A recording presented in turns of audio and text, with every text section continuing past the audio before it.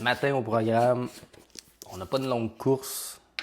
C'est juste un petit 20 minutes. Puis le but de cette course-là, c'est pas de performer ou quoi que ce soit. C'est juste de rappeler un peu à mon corps que je suis un coureur. Fait que je prends même pas le temps de manger avant de partir. Je fais juste m'hydrater avec de l'eau, mes électrolytes. J'en profite aussi pour prendre mes autres suppléments. Fait que la créatine, je prends une capsule de zinc, une petite goutte de vitamine D3, même si il commence à faire soleil puis qu'en théorie, j'en aurais plus autant besoin, mais je continue quand même à en prendre parce que je suis pas si souvent que ça dehors quand même. Fait que mon but ce matin, c'est pas compliqué. C'est de boire ça, lasser mes souliers puis être sorti le plus tôt possible. On tasse ça du chemin comme ça. Après ça, le reste de la journée, on peut se concentrer sur le travail.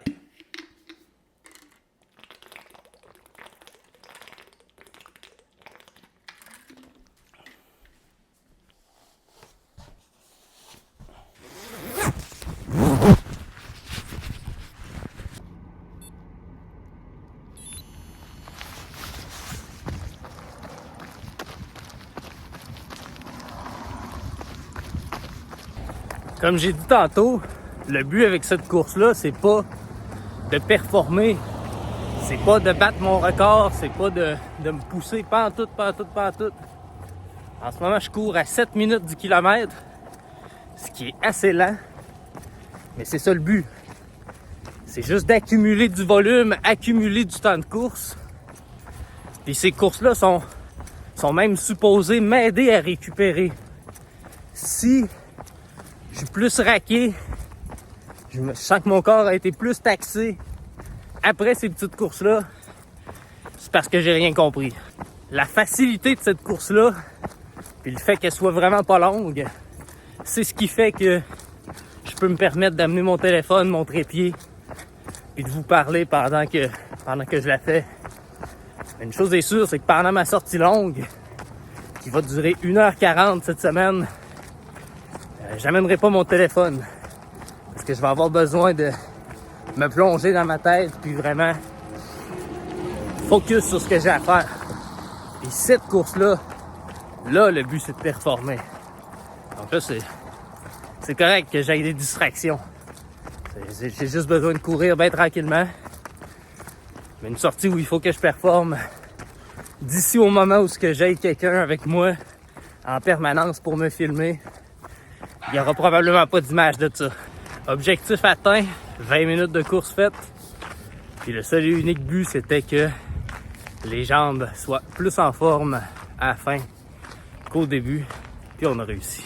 Fait que j'ai finalement fait 3,09 km. Ça m'a donné une allure de 6 minutes 29 du kilomètre. C'est quand même bon, honnêtement, pour ces petites courses-là. J'ai déjà été plus lent. Puis comme je disais, le but, c'est pas de performer. Fait que pendant que je prépare mon petit déjeuner, j'ai envie de parler un peu de mes nouveaux objectifs, mes objectifs du moment. Pourquoi je cours, qu'est-ce que je fais en ce moment finalement? Je dirais qu'en ce moment, j'ai des objectifs qui sont assez hybrides, dans le sens que, oui, j'ai des objectifs de course. Bon, je garderai pas la surprise plus longtemps. J'ai l'intention de courir un 2e marathon. Mais c'est pas parce que je fais une préparation de marathon que je vais accepter de perdre de la masse musculaire. Au contraire, s'il y a quelque chose, c'est que je vais en prendre. Si vous me suivez depuis pas mal mes débuts, en fait, là, octobre 2023, j'ai couru mon premier marathon. Puis courir, c'est un grand mot parce que, en réalité, ça s'est très, très mal passé. Ce qui est arrivé, c'est que pendant la préparation du marathon, j'ai fait une course de 15 km qui s'appelle la course des Pichoux. Puis pendant la course des Pichoux, je me suis blessé. Mais là, au lieu de prendre un step back, prendre le temps de récupérer puis revenir en force, quitte à repousser la date du marathon, ben, j'ai décidé de faire le dingo. J'ai continué à m'entraîner, puis je m'entraînais très très mal. Tu sais, honnêtement, je, je connais encore, puis je connaissais rien du tout à la course à pied. Mais j'avais décidé de faire mon monsieur je sais tout, puis essayer de faire ça par moi-même. Qu'est-ce qui était arrivé, c'est que j'avais une très très mauvaise stratégie. Là. Je courais 2 fois par semaine, puis les 2 fois dans la semaine, mon but c'était tout le temps de battre mon score précédent. Puis en plus j'étais blessé, fait que nécessairement que je me laissais pas la chance de récupérer de cette blessure-là. Fait que je récupérais juste assez avec mes jours de repos pour être capable d'aller faire ma course. Quand je courais, je me blessais, je récupérais, puis le cycle recommençait comme ça. Fait que, en arrivant le jour J, sur la ligne de départ au marathon, je me rappelle que j'ai demandé au monsieur qui donnait le coup de fusil, hey, on a-tu une limite de temps pour le faire? Il m'a répondu que, en théorie, non, mais si ça prenait plus que 6 heures, on allait pas mal arrêter ça. Finalement, je l'ai fait en 5h26 minutes. Ce qui est très très lent. Là. Je veux dire, j'ai pris beaucoup de pauses pour non seulement marcher, mais même pour arrêter, puis m'étirer, puis essayer de retrouver un minimum de vitalité. Néanmoins, je l'ai fait. Ça reste une belle fierté que j'ai d'avoir couru le marathon, même si j'étais blessé, même si mon corps ne voulait pas continuer d'avancer. Je l'ai fait quand même. Je l'ai fait au mental, finalement. Puis c'était un peu ça le but de cet objectif-là. C'était le premier objectif ambitieux, le premier objectif effrayant que je me fixais. Fait que mon but, c'était carrément de tester. C'était un peu comme, hey, t'es pas game de courir un marathon. C'était carrément ça, tu sais. C'était pour tester ma résilience mentale. Puis clairement, j'ai réussi à me prouver que si je veux demain matin courir un marathon, blessé, pas blessé, entraîné, pas entraîné, je vais le faire. Ceci dit, maintenant, mes objectifs sont bien différents dans le sens que c'est pas un objectif de me prouver que je suis capable de le faire, c'est un objectif que je veux vraiment devenir un bon coureur à travers les années.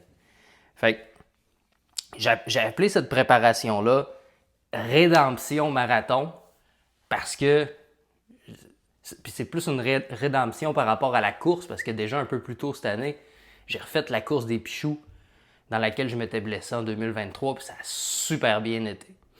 Là maintenant, je veux faire la même chose mais avec le marathon du Fjord qui cette année, si je ne me trompe pas, va être le 27 septembre. Aujourd'hui, on est le 15 avril, fait que ça me laisse quand même une bonne préparation et je suis bien mieux accompagné. J'ai pris un coach pour m'accompagner dans ma course à pied au début de l'année. Fait que l'objectif maintenant, c'est pas de me prouver quoi que ce soit. Je sais que si je veux aller m'inscrire d'un marathon demain matin, je vais être capable de le terminer. Je suis déjà plus en forme que je l'étais en 2023 pour le marathon du Fjord. Mais le but, c'est vraiment de faire un marathon en 4 heures ou moins, puis d'arriver là-bas en forme. Être capable de performer sur le marathon. Puis surtout que la semaine d'après du marathon, je vais être capable de recommencer à courir tranquillement, tu sais. Pas être sur le banc pendant plus d'1 an comme je l'ai fait précédemment.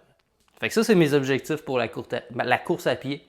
Je vais prendre ma rédemption sur la course à pied, sur le marathon, faire un marathon en 4 heures ou moins, le 27 septembre. Fait que c'est pour ça que je m'entraîne présentement.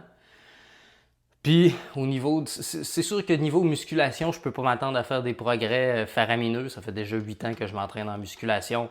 Je cours énormément, puis là, on s'enligne vers du 5 heures de course par semaine. Fait que je peux pas m'attendre à gagner énormément de masse musculaire ou quoi que ce soit. Mais mon but, c'est d'en conserver le maximum, de ne pas en perdre le moins possible. Puis pour ça, je me garde quand même 3 séances d'entraînement par semaine. Puis mon but, c'est de faire chacune de ces séances-là avec intention et intensité. C'est-à-dire que j'ai mon outil pour le tracking de performance. Fait qu'à toutes les séries que je fais, je consulte qu'est-ce que j'avais fait la dernière fois, puis mon but, c'est de dépasser ça. C'est ça qui va pousser mon corps, finalement, à vouloir conserver un maximum de masse musculaire, puis peut-être même en prendre un petit peu plus. À travers tout ça, c'est sûr que je souhaite perdre un petit peu de gras, mais je m'en fais pas vraiment avec ça. Honnêtement, je mange autour de 2500 calories par jour présentement. J'ai pas l'intention de baisser ça pour perdre du gras parce que, comme je l'ai dit, mon volume de course à pied va juste augmenter à travers les semaines. Fait que la perte de gras va se faire naturellement à travers cette préparation-là. S'il y a de quoi, je vais même augmenter les calories un peu plus pour être capable de vraiment performer dans mes courses à pied. 2500 calories, c'est correct en ce moment. En faisant 5 heures de course par semaine, je suis pas si sûr. Fait que ça ressemble à ça mes objectifs du moment. Un marathon en 4 heures ou moins. Maintien, voire légère augmentation de la masse musculaire. Puis perte de gras pour avoir les abdos bien tracés. Mon premier repas de la journée, j'appelle ça des toasts aux œufs. En fait, c'est 2 tranches de pain. J'utilise le pain bon matin, la miche protéinée. Il y a 10 grammes de beurre, donc 5 grammes sur chaque tranche de pain. C'est 125 grammes de blanc d'œuf, puis 2 œufs entiers. That's it. Alright, fait que la stratégie utilisée pour cette préparation de marathon-là est très différente. Elle est complètement à l'opposé de celle que j'ai utilisée pour me préparer en 2023. À vrai dire, en 2023, on ne peut pas vraiment dire que j'avais une stratégie. Mon thinking, c'était que à toutes les fois que je sortais pour courir, le plus possible en tout cas, il fallait que je pète un score. Puis je courais 2 à 3 fois par semaine. Une fois de temps en temps, je prenais une semaine de deload où est-ce que je prenais ça plus relax, mais j'avais pas réellement de stratégie, en tout cas pas de stratégie qui faisait du sens. Je connaissais absolument rien à la course à pied, puis j'ai décidé quand même de me la jouer Monsieur je sais tout. Pas besoin d'aide, je suis capable de monter un programme tout seul pour courir, c'est pas si compliqué que ça, nanana. Bon, parfait. On a vu le résultat que ça a apporté. Maintenant, mon but, c'est de faire les choses proprement. Comme j'ai dit tantôt, j'ai rien à me prouver, je sais que je suis capable de compléter un marathon sans aucun problème. Ce que je veux, c'est développer un bon niveau en course à pied, performer sur le marathon, puis pouvoir en refaire d'autres dans le futur. Fait que, premièrement, au niveau de la stratégie, j'ai décidé de demander de l'aide à quelqu'un qui connaît ça. Donc, j'ai un coach qui me guide dans ma course à pied. Puis, plutôt que de faire 2 à 3 sorties par semaine puis de vraiment vouloir tout donner, on fait 5 sorties de course par semaine. 3 de ces sorties-là sont des sorties faciles comme celles que j'ai fait ce matin. J'ai 2 20 minutes, j'ai un 10 minutes. Souvent, ces entraînements-là, je vais les placer autour de mes séances de musculation parce que c'est pas très, très taxant. C'est facile à incorporer dans ces moments-là. Par exemple, je vais mettre mon 10 minutes juste avant de faire mon entraînement de jambes. Ça me sert d'échauffement. Puis je vais mettre mes 20 minutes à la fin de mes séances de musculation pour le haut du corps. Puis j'ai 2 sorties où généralement le but c'est de performer, mais encore là, tu sais, c'est pas on va jamais chercher à ce que ça goûte le sang dans la gorge ou quoi que ce soit. J'ai une sortie qui est plus courte. Une fois sur 2, ça va être une sortie de vitesse où est-ce que je vais faire des intervalles. Puis là, le but, c'est vraiment de tout donner, mettons, pendant 1 minute. Prendre 1 minute après ça, jogger plus relax. Alors, faire la même chose 3 à 5 fois. Là. Puis j'ai une sortie qui est généralement le dimanche. Ça, c'est ma sortie longue. Fait qu'elle, à travers le temps, devient de plus en plus longue. Donc là, celle que j'ai faite cette semaine a duré 1h30. J'ai réussi à rentrer un beau 16 km pendant cette course-là, sans trop forcer. Là. Puis ce qui est cool, c'est justement qu'au lieu de se donner des objectifs de distance, comme je faisais à l'époque, OK, aujourd'hui, je cours un 5 km, je sors avec une durée de temps que j'ai à courir. Fait que si j'arrive un dimanche, J'ai eu 1 heure et demie de course à faire. Puis cette journée-là, tabarouette, je suis vraiment raqué, je suis malade, j'ai pas beaucoup d'énergie, ça file pas. Je peux juste décider de courir plus tranquillement. Je cours 45 minutes dans une direction, je fais demi-tour, je recours 45 minutes pour revenir à la maison. Mon 1 heure et demie est faite.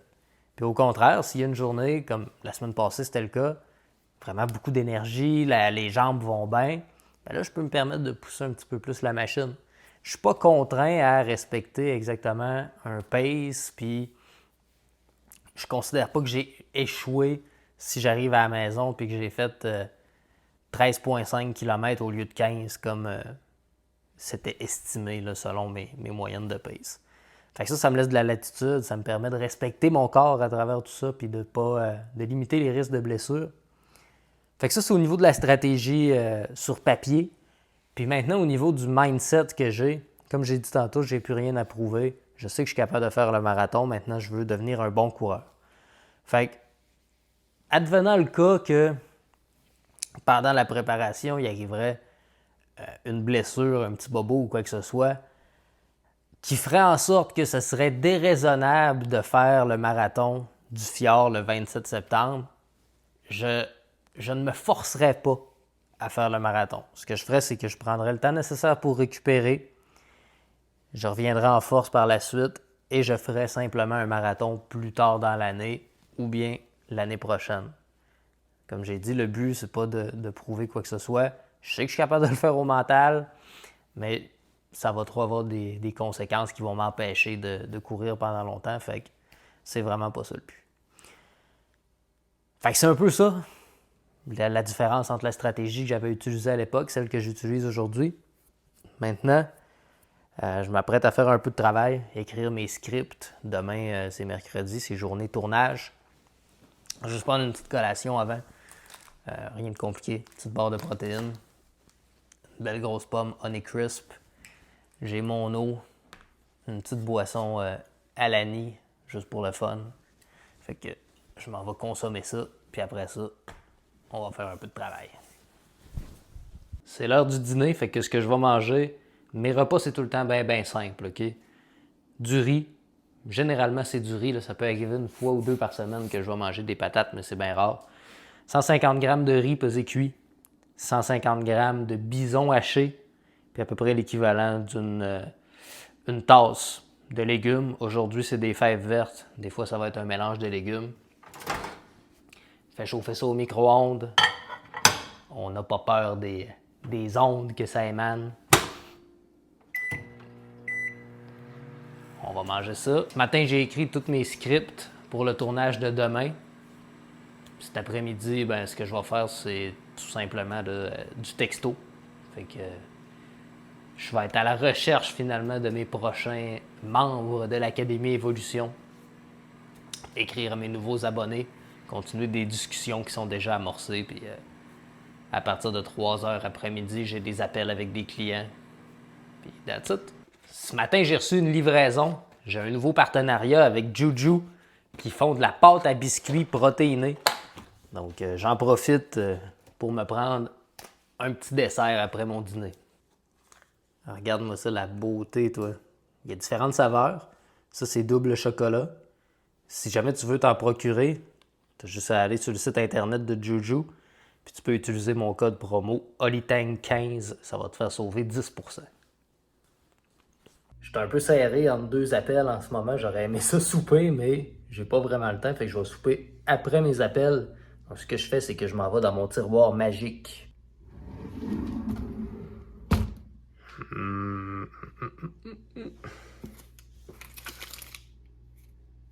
Je viens de terminer ma journée de travail, ma soirée de travail, je devrais plutôt dire. Je m'apprête à manger mon dernier repas de la journée qui est rien de fancy. 150 g de riz de jasmin, 150 g de poitrine de poulet, puis encore une tasse de fèves vertes. Rien de très très spécial, mais moi personnellement c'est un repas que j'aime. J'ai pas besoin de me faire des grandes recettes élaborées là, pour aimer ce que j'aime, pour aimer ce que je mange, pardon.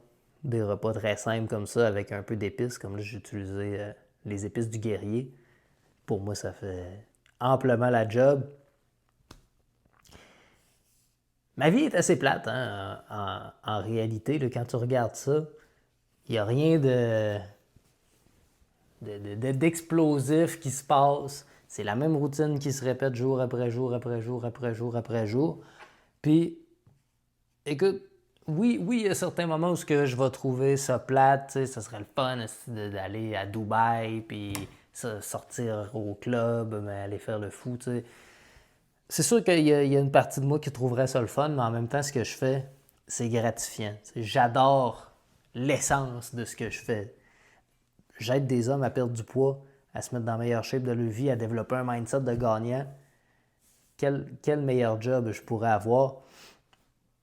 Fait que je suis super heureux avec ce que je fais. À tous les soirs, je me couche avec un sentiment de fierté qui me remplit. Puis, bâtir une business, bâtir un physique, ça demande de la répétition. De la répétition, de la répétition. Il faut continuellement que tu répètes les mêmes petites actions simples qui vont te mener éventuellement à ton objectif. Si tu n'es pas prêt à faire des répétitions, si tu n'es pas prêt à vivre la même journée encore et encore et encore, manger les mêmes repas, honnêtement, j'ai du mal à croire que tu vas arriver à accomplir quelque chose de grand. T'sais, si tu es toujours à la recherche de la nouvelle patente, il faut que je fasse de quoi de nouveau à chaque jour, peut-être que ça peut fonctionner, mais si je regarde un peu ce qui a été fait dans le passé, tout a été bâti à l'aide de beaucoup de répétitions. Fait que c'est ça. Je vais terminer la journée autour de 220 grammes de glucides, autour de 200 grammes de protéines, puis 2300 calories. Éventuellement, j'aurais peut-être besoin de consommer un peu plus de glucides à soir avant de me coucher parce que demain, j'ai ma sortie de vitesse. Donc, il faut que je sois fuelé pour être capable de performer comme il faut. Donc, je vais voir, là, ça va dépendre de si j'ai encore faim après ce repas-là, parce que oui, ce serait bon d'avoir plus de glucides, mais pas au point d'avoir des inconforts digestifs. Si je vois que j'ai de la place, je vais peut-être manger autre chose. I don't know. Mais on va arrêter le vlog là. Fait que si tu as écouté jusque-là, ben merci. Merci de suivre l'aventure. Puis sache qu'il va y avoir d'autres épisodes qui vont sortir. Là. J'ai envie de documenter le processus de ma rédemption marathon pour être capable de faire du bon contenu, de montrer un peu qu'est-ce qui se passe dans ma vie, puis partager ça avec vous autres. Je te laisse là-dessus.